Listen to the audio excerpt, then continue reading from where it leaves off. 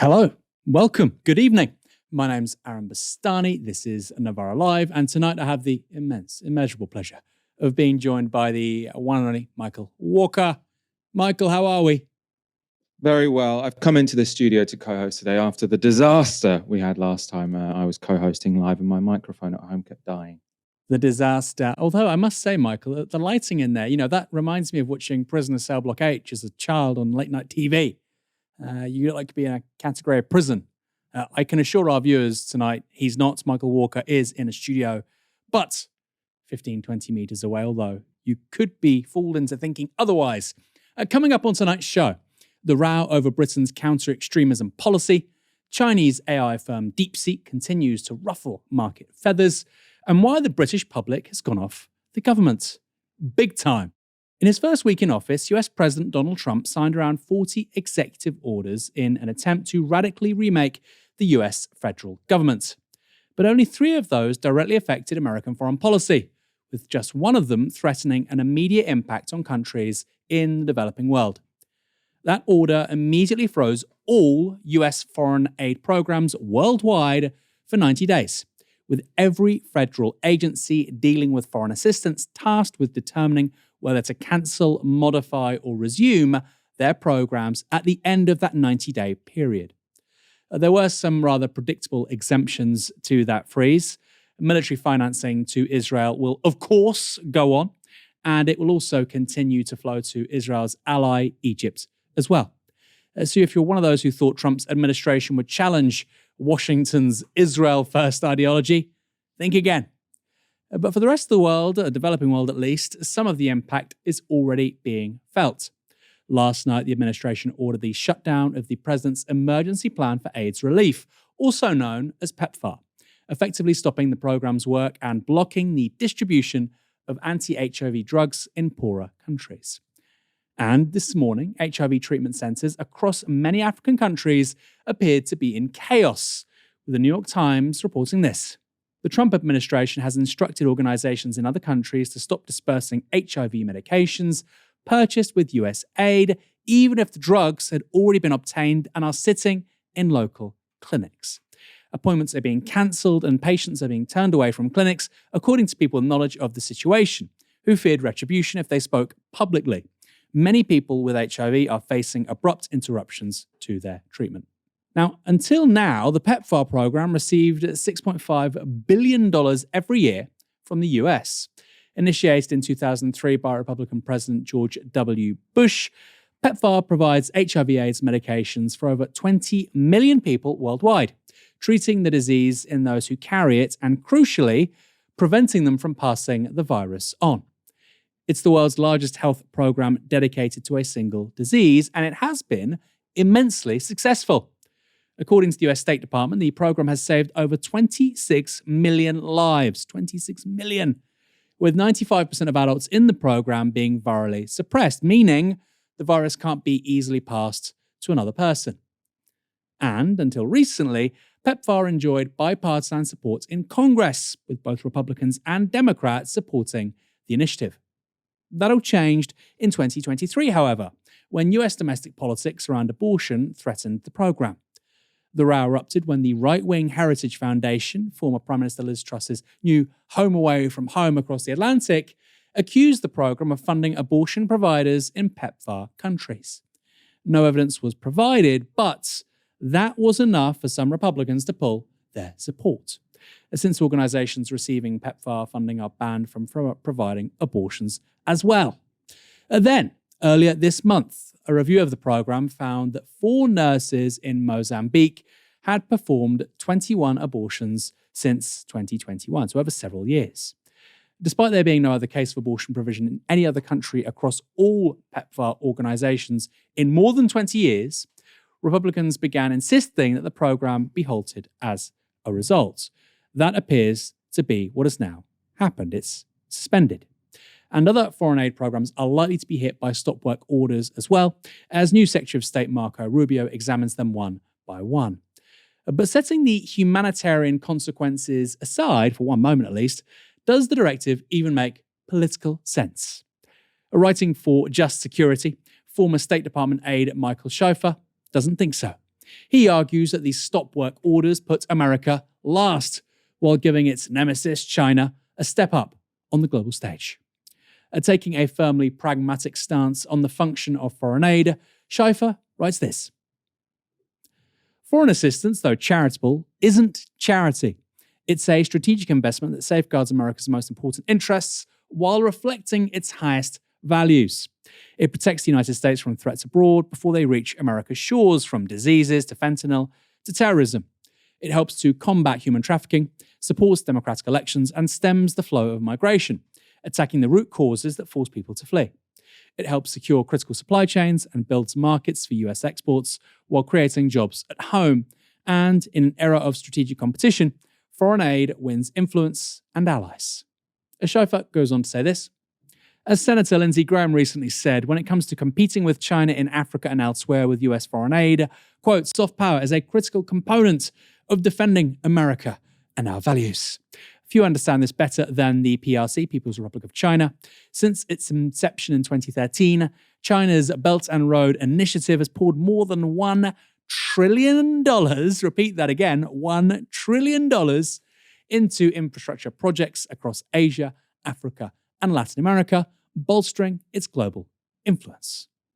For instance, China has financed massive infrastructure projects in Africa, including the construction of railways in Kenya and ports in Djibouti, giving Beijing significant sway over governments there while creating footholds in a region of strategic importance to the US. When is a region not of strategic importance to the US? I've never heard them say it's strategically unimportant.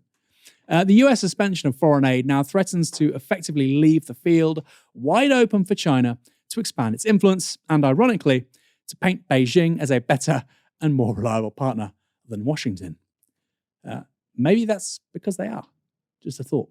But perhaps Trump's move is also part of larger political shifts, potentially marking the end of the era of foreign assistance. Food for thought. After all, the Netherlands is planning to cut its own aid budget by 8 billion euros over the next 4 years, and the EU plans to cut around 2 billion euros over the next 2 years.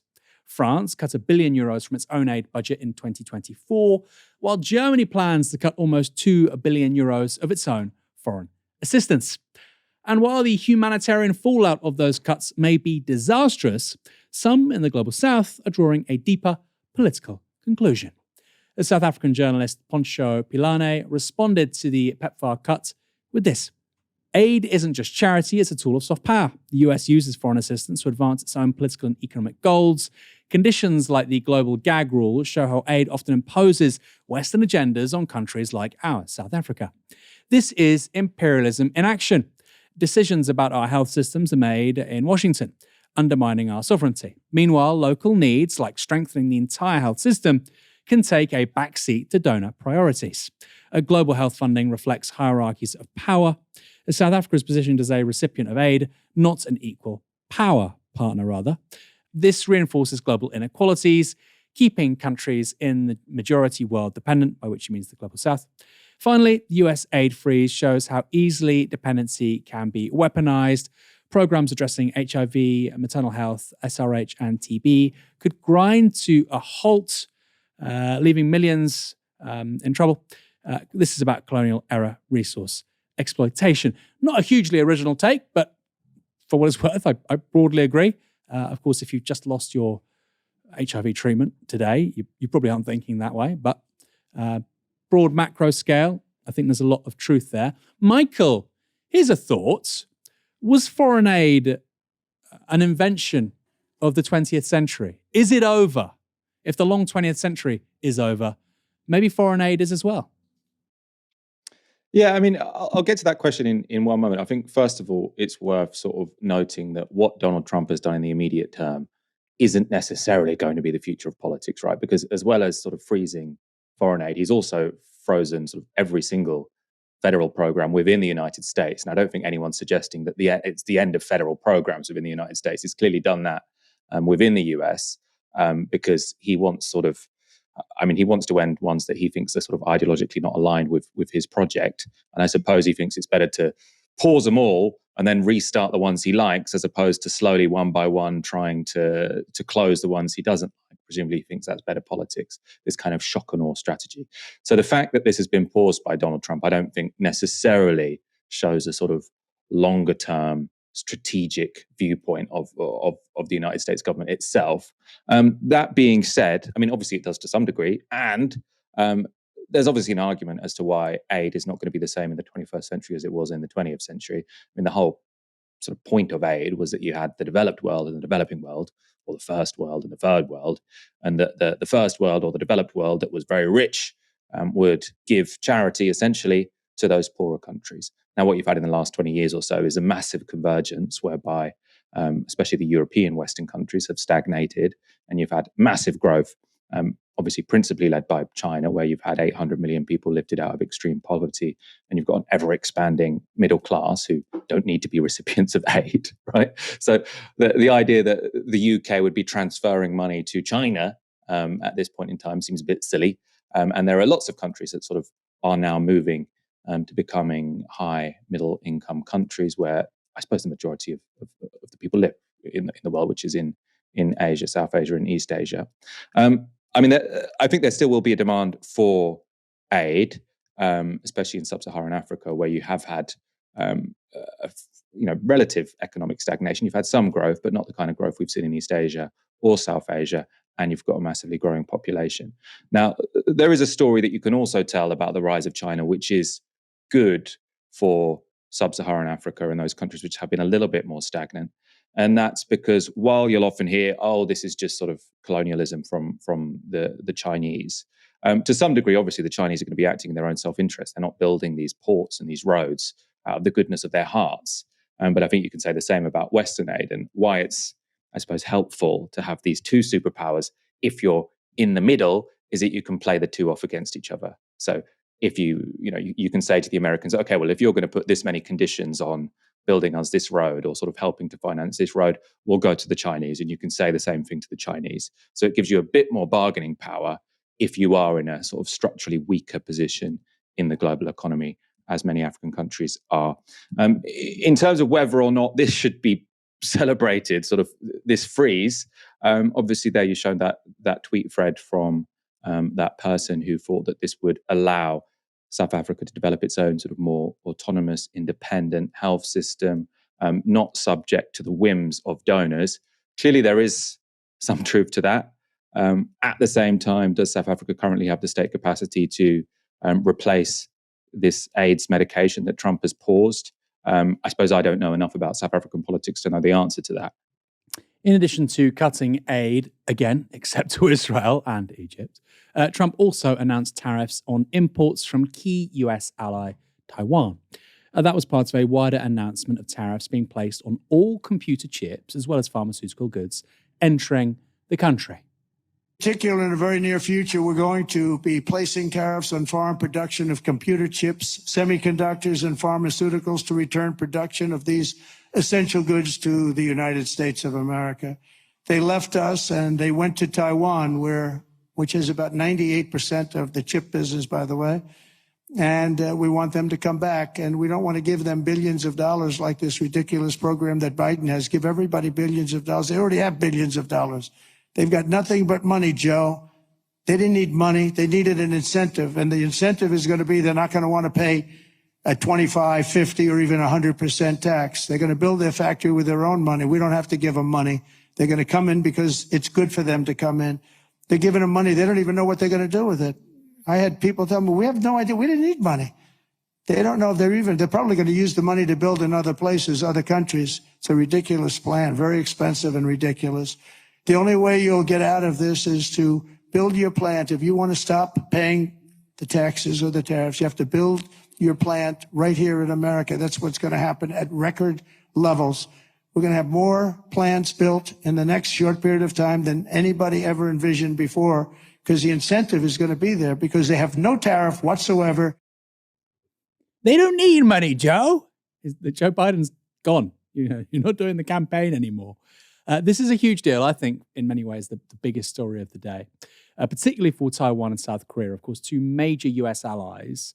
And to be clear, integrated circuits, computer chips, generally aren't produced by US firms overseas. Despite what Trump was kind of insinuating there, It's not like American companies made these things, then relocated to somewhere with cheaper labor.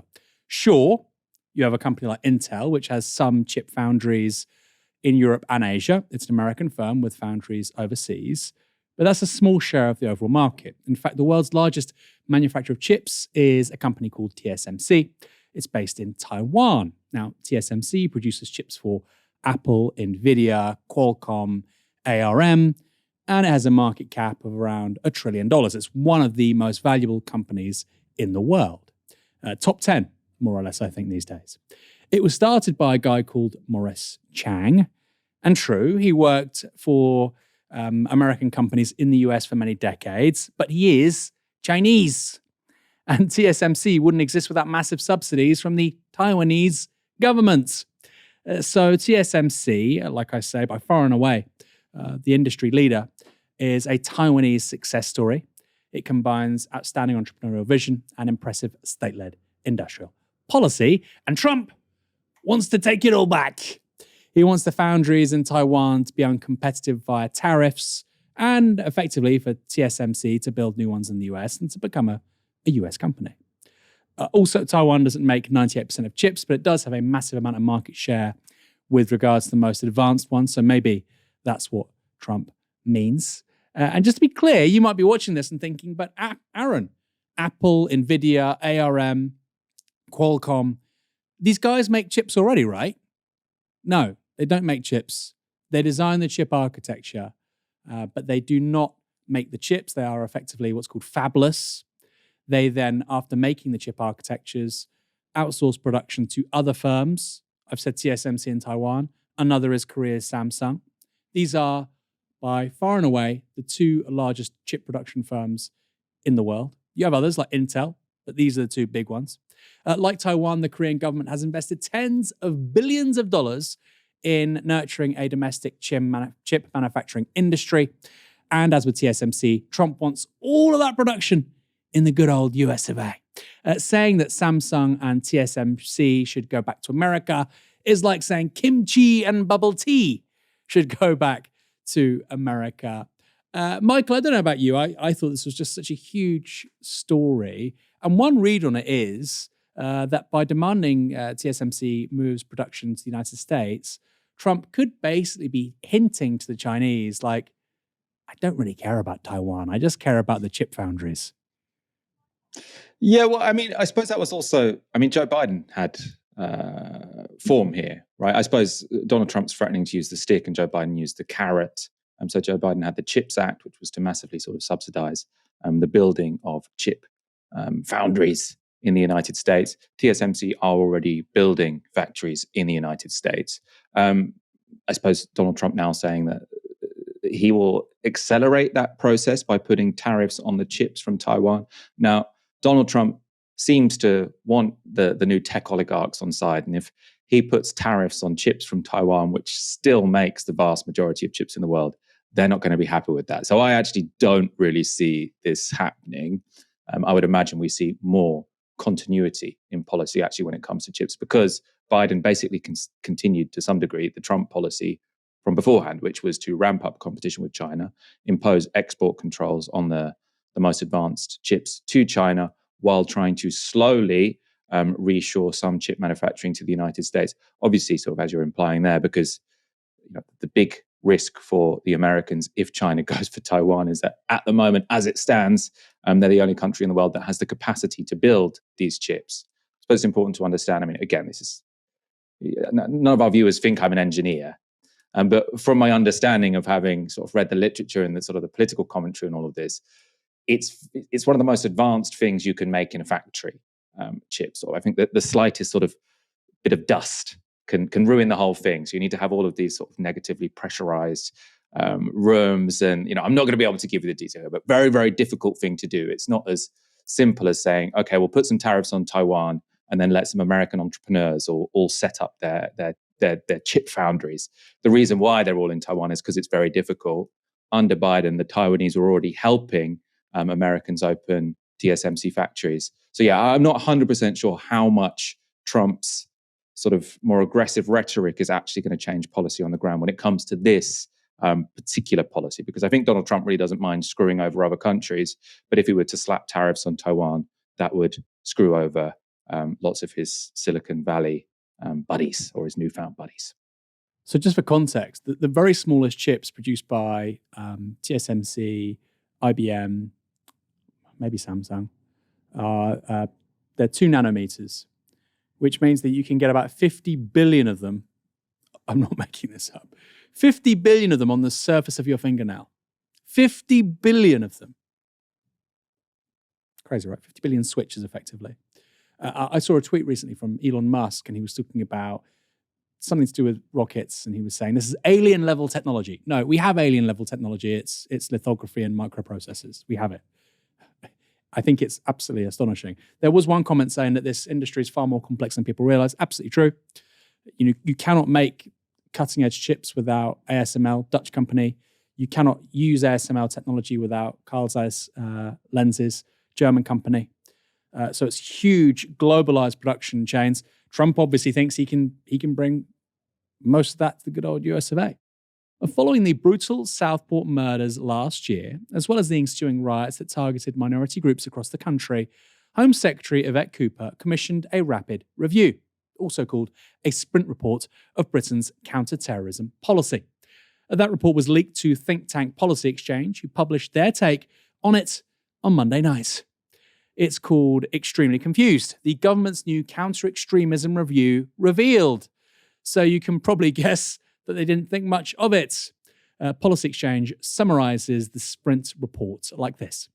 The Sprint report says the UK's approach to extremism should no longer be based on, quote, ideologies of concern, but on a very wide range of behaviours, including violence against women and girls, spreading misinformation and conspiracy theories, an interest in gore or extreme violence, misogyny, or involvement in an online subculture called the manosphere. It admits itself that many who display such behaviours are not extremist. This approach could swamp already stretched counter-extremism staff and counter-terror police with thousands of new cases, increasing the risk that genuinely dangerous individuals are missed. It risks addressing symptoms, not causes. Policy Exchange goes on to say this. The Sprint decenters and downplays Islamism, by far the greatest threat to national security. It acknowledges left-wing anarchist and single-issue extremism, environmental extremism, and Hindu extremism as distinct phenomenon that counter-extremist policy should tackle. The left may object to the first two; others will welcome it. I mean, this isn't serious, right? This is not serious. This is just taking pops at people. We're talking about stopping people murdering potentially children, like in Southport. If you disagree with it, don't talk about the left won't like it. Shut up. Anyway. So they seem to be saying that if you expand the definition of extremism, you're going to take the focus away from what Policy Exchange thinks should be the focus, which is Islamism. Now, in the Southport killings, murderer Axel Rudakabana clearly targeted girls. The judge said as much in his summary of the case. And the judge also pointed out that Rudakabana displayed a prolonged interest in gore and extreme violence. Now, Axel Rudakabana's grotesque and violent attack was found by the court not to be an act of terrorism, after the prosecution said that it didn't meet the legal criteria, the ones that the government was looking into changing. Rudakabana, they said, did not appear to have any extremist ideology, and at the time, that created outrage on the right. This was the reaction from GB News' Patrick Christys. I'll just start with this. How was the murder of those little girls and the attempted murder of everyone else not a terrorist offence? How can it be that the Crown Prosecution Service and police know he's got a manual literally called Military Studies in the Jihad Against Tyrants, the Al-Qaeda Training Manual, as well as writing in his bedroom, and not put two and two together and say that he's committed a terrorist attack? Of course, Rudakabana had a lot more than the Al-Qaeda manual. His computer contained graphic images from conflicts in Gaza, Ukraine, Sudan, and Korea, as well as a large amount of material relating to war and genocide. His search history revealed an interest in Nazi Germany, ethnic violence in Somalia and Rwanda, and slavery. And while he's thought to have copied a stabbing method used in Southport from the Al-Qaeda manual, he showed no other interest in Islamist ideology. As far as we know, there's no evidence for that. But had the recommendations of the Home Office's Sprint Review been law, Rudakabana probably would have been convicted of terrorism offences. When he was referred to Prevent on 3 separate stages as a teenager, Ruda Cabana was not followed up because Prevent is specifically aimed at young people at risk of adopting specific ideologies.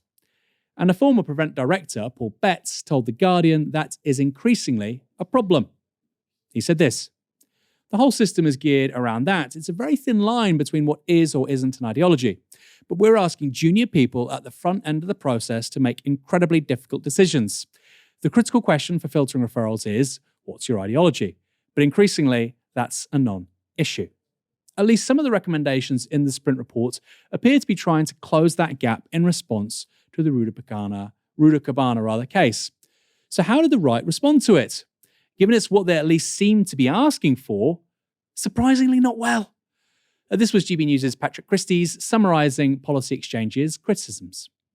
Now, I hate to tell you this, but it looks to me as though this report is using the Southport attack as a way to, yet again, downplay the threat of Islamist extremism and increase the chances that someone could be classed as far right.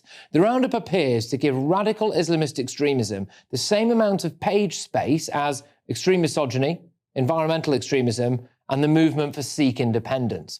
This is despite the fact that in Great Britain, Islamists are responsible for 94% of all deaths caused by terrorism since 1999 and around 88% of injuries caused by terrorism over the same period. Last year, Islamists account for 80% of the police's counter-terror caseload, 75% of MI5s, and 63% of terrorists in custody.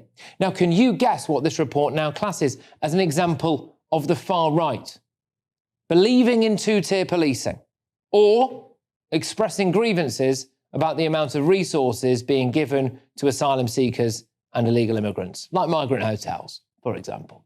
Now, we can have a debate around what is or is not extremism, but clearly in the case of Axel Ruda Cabana, this was a problem. He didn't easily fit into a commonly understood definition of ideology, least of all Islamist ideology. In the end, the government has decided to bin the Sprint report anyway. Yvette Cooper is now set to reject its calls to widen the definition of extremism. I'm shocked by this, Michael.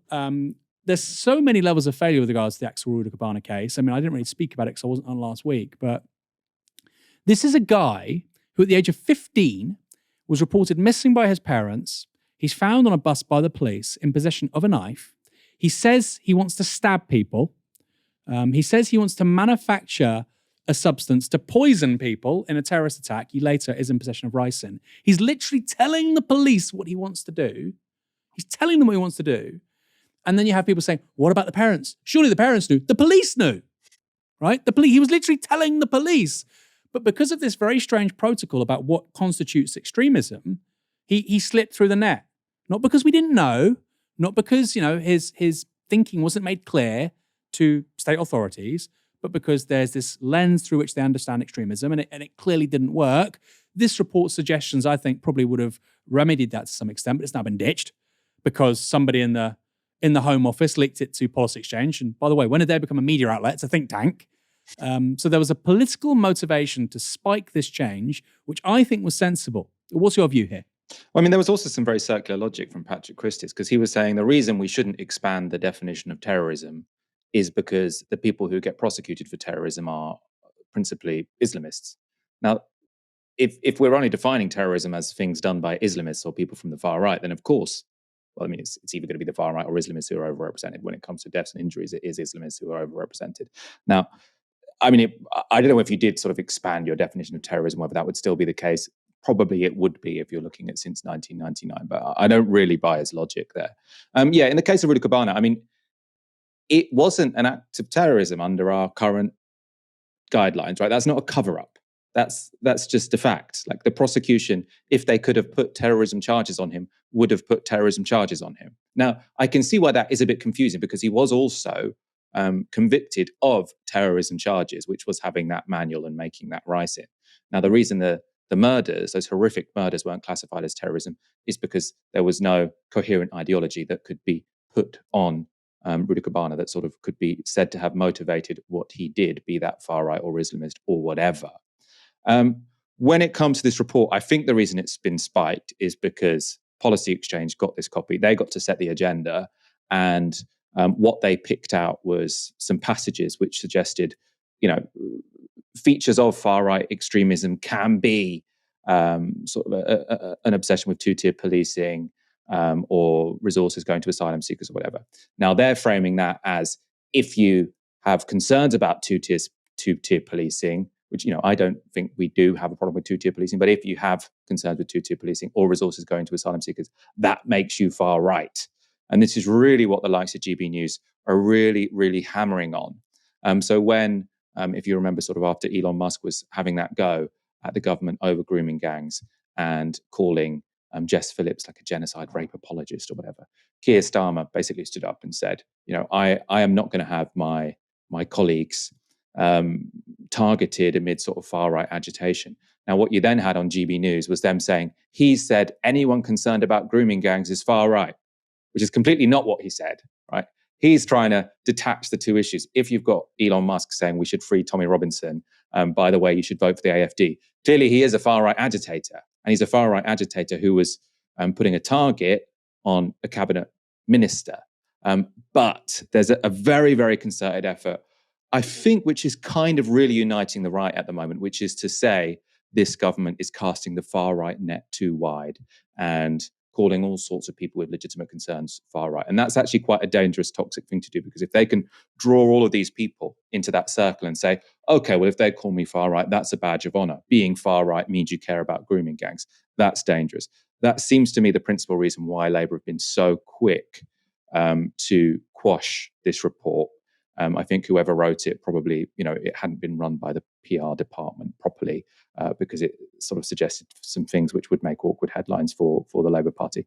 In terms of definitions of terrorism and extremism, I mean, to me, what the Ruda Cabana sort of horrific attack looked like was more akin to the kind of school shootings we see in the United States, right, where you don't have someone with a particular ideology, but you have someone who's obsessed with violence. I think they often are sort of combined with extreme misogyny, but you've basically got this sort of big grab bag of toxic ideas, violent ideations, often some real vulnerabilities as well. I mean, the thing with Ruda Cabana, which I found most shocking, was that he was caught with a knife on a bus.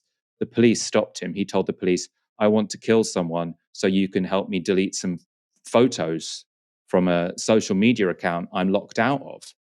So the fact that they heard that from him and thought, okay, go back to your parents, is just, I mean, I agree with you. That's just shocking, mind-blowing in terms of the state failure there. I'm not sure if, a different definition of extremism would have helped in this situation. I think probably a better resourced and better trained police force might have done some good.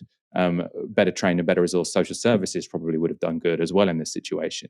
But yeah, I mean, I think this idea, I mean, GB News are almost sort of, they're annoyed that Ruda Cabana can't be categorized as an Islamist terrorist, and whatever evidence gets put forward, they will treat any other conclusion as essentially a cover-up, which is why I think they've reacted so strongly to this particular extremism briefing, which was produced from the Home Office.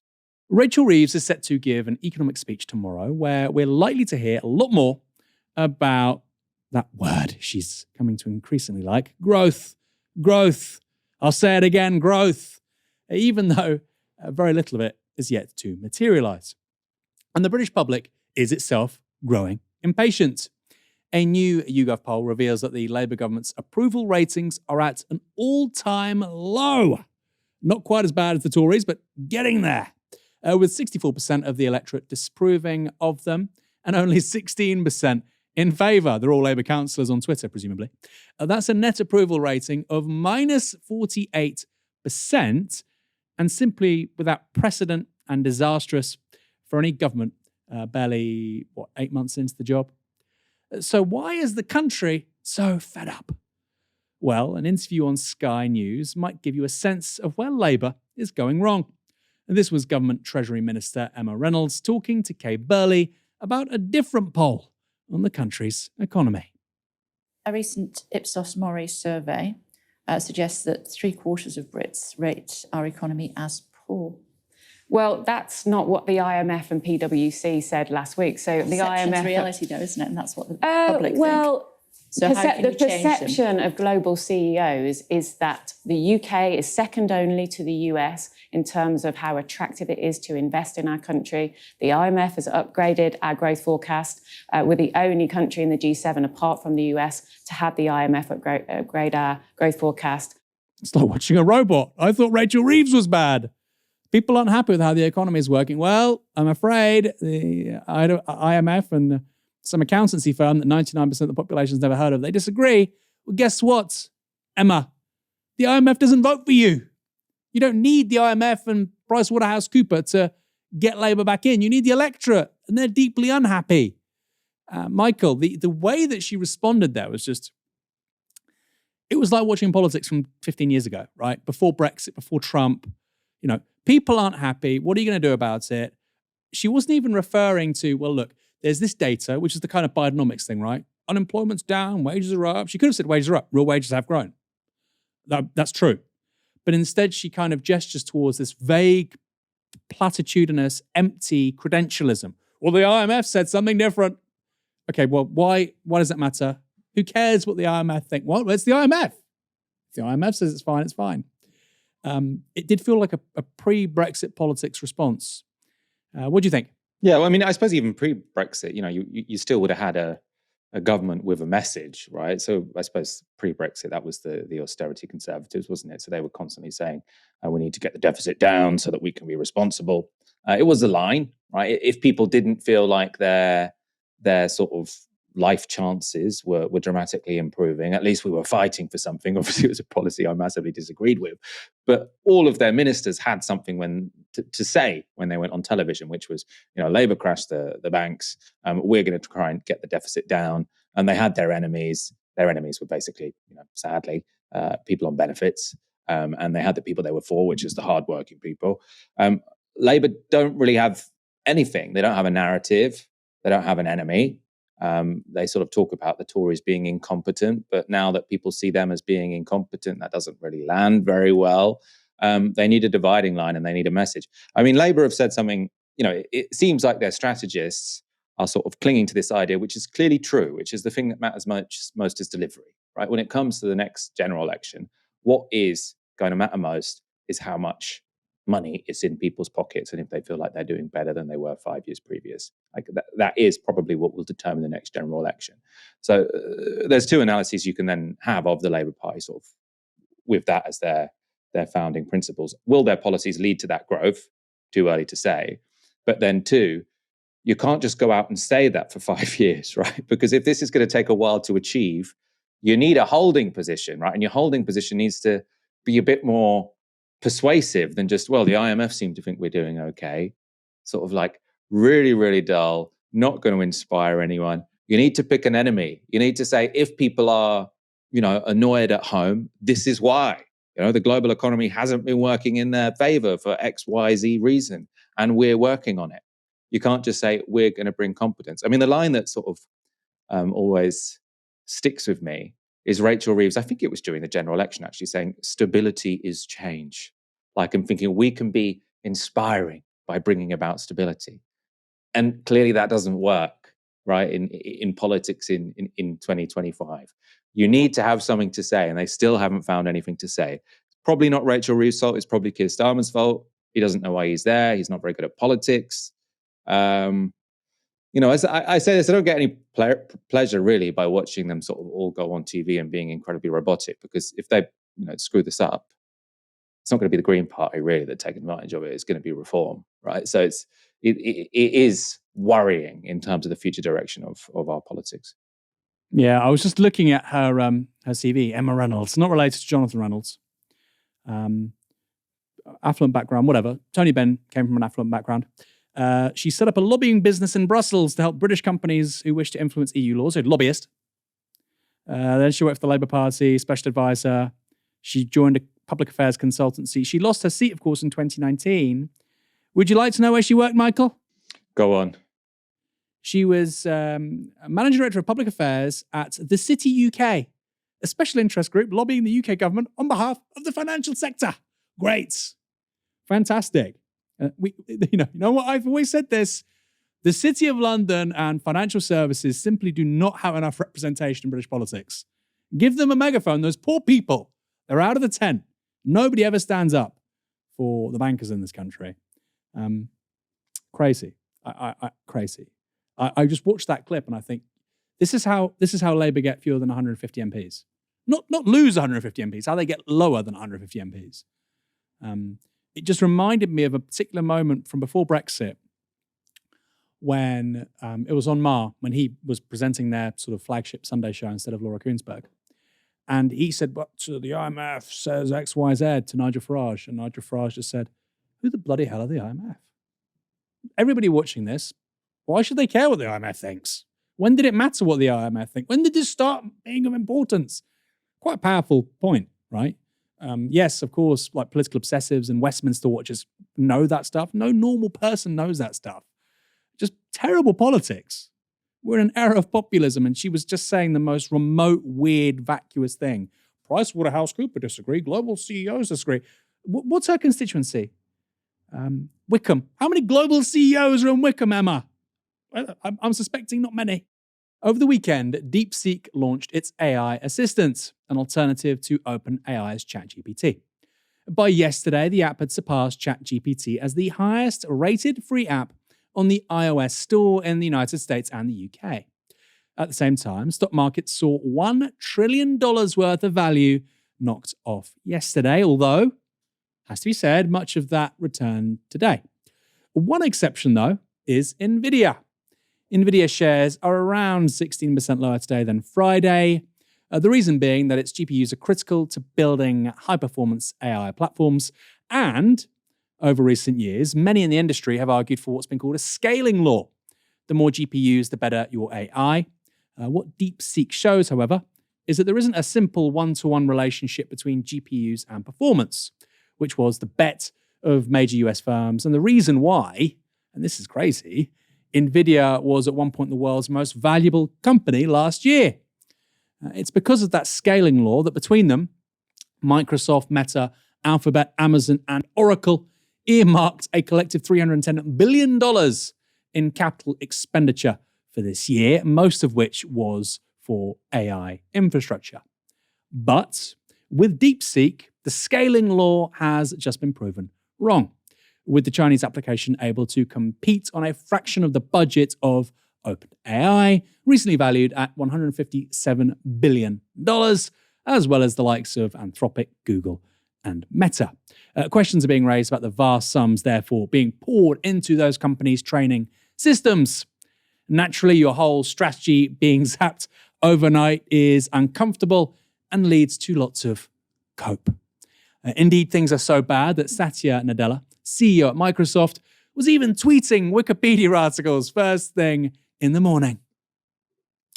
Jevons paradox strikes again. As AI gets more efficient and accessible, we will see its use skyrocket, turning it into a commodity we just can't get enough of. Maybe not. You probably don't want to base hundreds of billions of dollars worth of investment on like a Wikipedia article. For people who aren't aware, Jevons paradox was an observation made by a British economist in the 19th century that even as steam engines became more efficient over time, there was a greater consumption by volume of coal. That's kind of what Satya Nadella is saying, right? AI will become more commonplace, GPUs will get more efficient, more cheaper in terms of compute, and we'll use more of it. I mean, maybe. But I also think, look, you're selling a product right now for $200 a month, and somebody's just come along who's open source and free. You aren't going to be very happy about that, are you? Our comparative advantage at Microsoft is cash and access to capital. We want high costs of entry. High costs of entry means that we can have a monopoly or an oligopoly. It'll be very hard for new disruptors to enter the market, but DeepSeek shows that's actually possible. Again, if that was part of your model, high barriers to entry, high cost of entry because of the huge amounts of computation required, and that's now gone, you're in trouble. And it gets worse for US companies because Huawei has now become NVIDIA's primary competitor in China. This is in regard to chips. So this is from the Financial Times last Tuesday. before the DeepSeek story broke at the end of last week. Instead of challenging NVIDIA in training, Huawei is positioning its latest Ascend AI processors as the hardware of choice for Chinese groups running inference, the computation undertaken by LLMs to generate a response to a prompt. The Chinese tech giant is betting that inference will be a bigger future source of demand if the pace of model training slows and AI applications such as chatbots become more widespread. Oops, there we go. The Ascend 910 chip is generally viewed as more energy efficient than the NVIDIA A100, which is obviously quite good from a climate perspective. I'm not saying it's a better chip. It's a good chip. It's more efficient. It's a start, okay? It's a start, apparently not, because the cope continues to flow copiously. This was AI research company Anthropic's CEO trying to burst the DeepSeek bubble. So, later this year, we and probably others will have hundreds of thousands of chips. I think, probably there will be millions of chips from various companies in 2026 and more in 2027. DeepSeek, the Chinese company, it's marketed as cheap, but it's at least been reported that DeepSeek has 50,000 H100s, which for reference is about half of what Elon's Colossus cluster has. I won't say exactly how many of these Anthropic has right now. So I actually think we have an opportunity, and this relates to China policy. Right now, both sides are roughly in the mid tens of thousands, low hundreds of thousands of chips. That's why we're kind of close to parity now. We're at the crossover point. But as we go to hundreds of thousands and millions of chips, there's two possible futures. In one of those futures, the US and its allies are able to provision that many chips fast enough. And because of the export controls on chips to China, and because Chinese Huawei chips are inferior, China cannot get to that scale. So look, if you've committed to spending billions, tens of billions, or hundreds of billions of dollars collectively, if you've committed to spending that much money on GPUs because you think the scaling law is like the bet, I totally get why you'd back yourself up, right? You'd be like, no, this really matters. We just commit to tens of billions of dollars.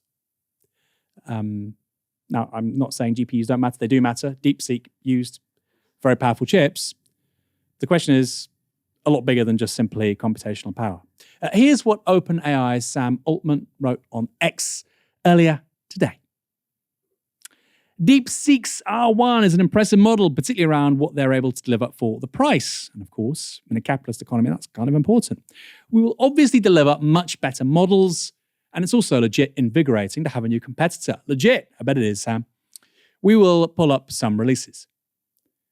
But mostly we're excited to continue to execute on our research roadmap and believe more compute is more important now than ever before to succeed at our mission. I bet you do. You're about to invest hundreds of billions of dollars in it.